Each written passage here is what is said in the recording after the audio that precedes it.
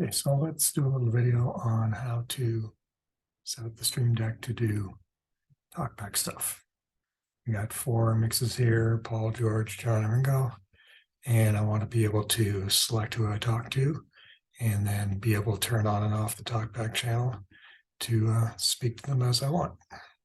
So let's give this a try. So we'll set up these buttons here to choose who to speak to first. So just select it, do a regular button. I'm going to do in channel 2 mix on. So that's for mix 1, and it's going to toggle on and off. And if we did that correctly, you should just be able to press it and have it turn the channel. Yep, it's turning the mixes on, and it should be turning it off. But the way this editor works, it seems like if it's not highlighted, it doesn't show up. So don't be concerned if you don't see it reacting each time. So anyway, it is actually turning the mixes on and off. We can't tell from the Stream Deck, so the way to do that is to fix the feedback. So let's add some feedback to that. So when the mix is on, we'll make it green. So now if we test it, whenever that mix is on, which it is, it'll be green. And whenever the mix is off, it'll just be blank. So that's great. Now, so we got that one there. We don't really know what mix it is, so we could just type in the name, Paul, if you want. But I've got a better way to do that. I'm going to do it with variables. So I'll show you what I mean.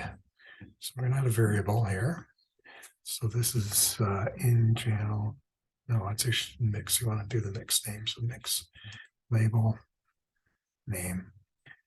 And what we're going to do is what's called an auto create variable. So turn it on. Once we do that, we don't need the style properties anymore. And what it does is it means that the name values can be pulled from the console for mix 1, stored in a variable that gets created automatically. So to take a look at that variable, see it here. It's the new variable at the end, and it's pulled the name of that mix from the console. So we'll copy that, and then instead of typing the name in on the button, we'll just use that variable. And it's automatically filled in. So if I was to change this for some reason, change it to Peter, it will automatically change. So that way you don't have to type it each time. So this would work well if you had different setups for different people. So let's see now, is this going to work for what we wanted to do? If we turn that mix on and turn it off, it's doing what it's supposed to do. And so that's it for mix 1. Let's copy those across though. Let's make one for each mix. For there, and for there, and for there. So we got the 4 of them, but they're all identical right now. So let's update those to the new proper mixes. So that's mix 2. It'll fix the feedback. It's mix 2, mix 2, and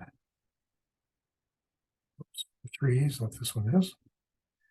And feedback 3, 3. And then the last one is 4. 4, 4. But we're still seeing the name Paul there. So that's really not what we want, because we have to update the variable as well. So the second variable, we look at the variables here. Second variable number 2 is George. So we're going to put that in there instead of this one. Here's George. His name's a little bit big, so I'll make it a bit smaller. And this one here, the variables is not custom variables, but internal variables, number 3. So there, and paste that one in.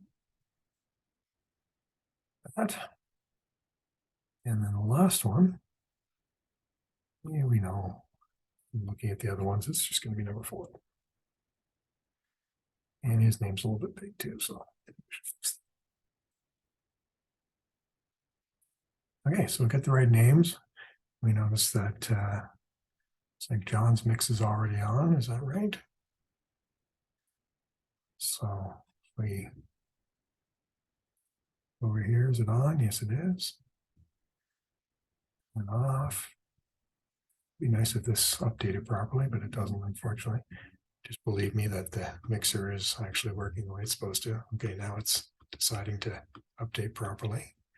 So great, we can choose who we want to talk to. And when we do, it lights up there. And it's also bidirectional. So if I change it here, it'll change it there as well. So it's actually showing you what the console's doing. It's a good way to use feedback. Then we want to be able to turn this channel on and off so we can talk to the people we want to talk to. So let's do that as a button over here. I get a button. I'm just going to turn that channel on and off. So that's in channel, fader on. One toggle. And we'll make some feedback so we can see that working. So that's in channel fader on. And now if we press it, it should light up to tell us that channel's on. And then so we pick who we want to talk to, George and John, and then we can turn the talk back on and off. So that's working like it should. Probably give it some text there so we know what that is. Talkback.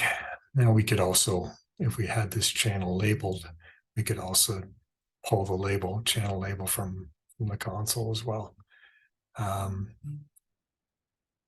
how do we change the name on the editor? Well, we're not on that page, so let's just assume that you guys could work on that on your own. So that's pretty cool. We can turn the mix on and off, or turn the talkback on and off to talk to who we want to. But this would be kind of neat if we could make this so that this works a bit like intercom, where if you press and hold the button, it be momentary, and when you click it quickly, it's latching. So that's pretty easy to do with version 3. Got this new thing called duration groups. So I'm going to add a duration group and release after 1000 milliseconds, which is 1 second. What we'd like it to do there is we would like to turn the channel off if it's pressed and held for over 1000 milliseconds or over a second. So now if we press it quickly, it turns on and off. But if we press and hold it more than a second, it becomes momentary. So when I press and release it, it's just momentary. So if you need to talk to somebody quickly, you press and hold, and while you're talking, it stays on. And when you let go, it turns off. And if you need to talk to somebody longer, then just quickly click it, and it just latches back and forth. So there you go. That's a simple little talkback system using Companion. Hope you enjoyed that. Thanks for watching.